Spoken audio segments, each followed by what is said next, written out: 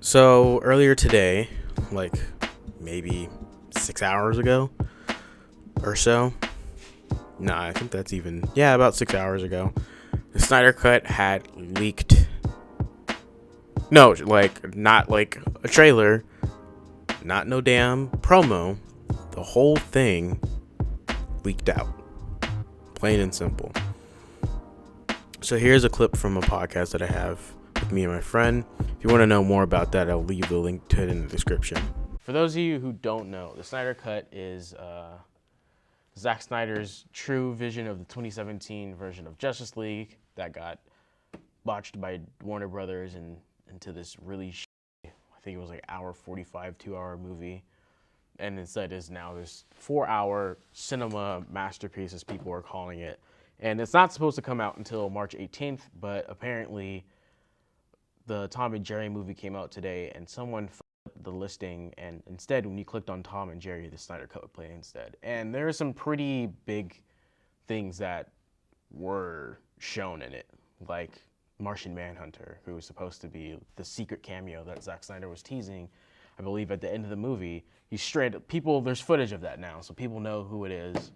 There's just a few people got fired for that because if you mess up the listing for a movie like that, man, like you have all these people waiting, and then you're like, oh, we're just gonna leak this by accident. A few people got fired for that. This isn't the first thing that happened. I think they initially f***ed up because they released that thing that I was watching about Darkseid. That the only place that ever showed up, the place where that originally showed up was as an ad on Twitch, and that was it. Like, no, there was no official posting or whatever. It was just an ad on Twitch. And then I guess they kind of ran with it because people were like saying it was popular. So that Twitch ad came out early because usually they would do that across multiple platforms, and I haven't seen any of that. And then someone f***ed up even more and released the entire movie, and they quickly had to take it down, and actually put up the real movie, Tom and Jerry.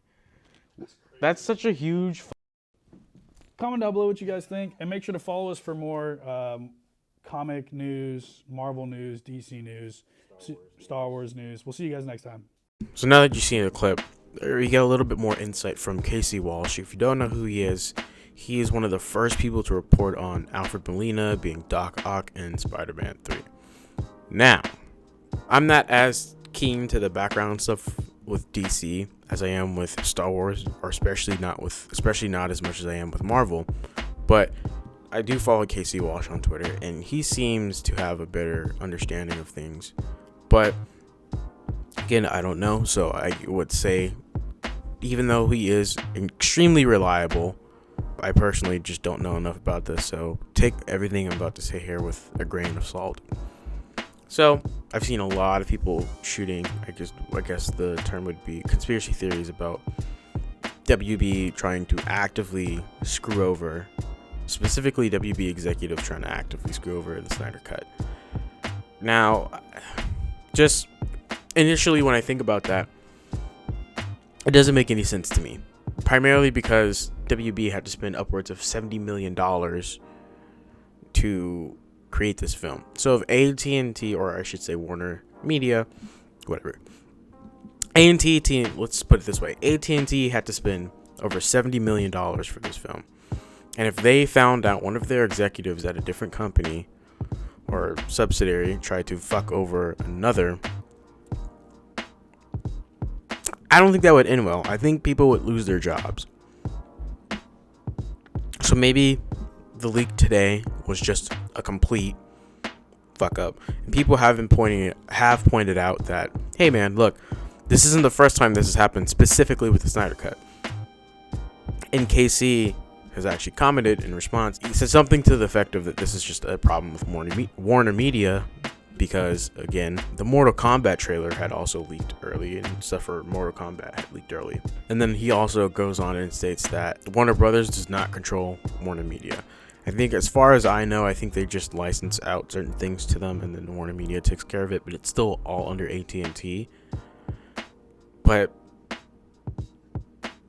it just, the whole thing about WB executives not liking Zack Snyder, I can understand that. Them trying to fuck over their parent company and potentially themselves and lose their jobs. I don't know, man. I'm gonna need more evidence behind it. So here's where I reach out to the community of fellow comic book lovers and comic book movie lovers. If you guys have any tips at all as to what's actually going on in the background of all of this, send them to my email. I'll put it on the screen. Bow. And yeah, I'm doing this because I do want to know more of the background stuff.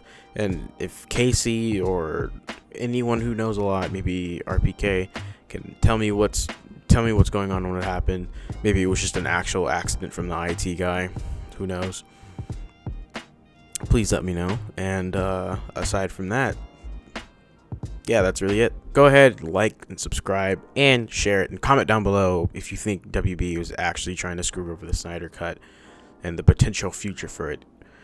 And yeah, that's it for this one. Until next time, see you guys.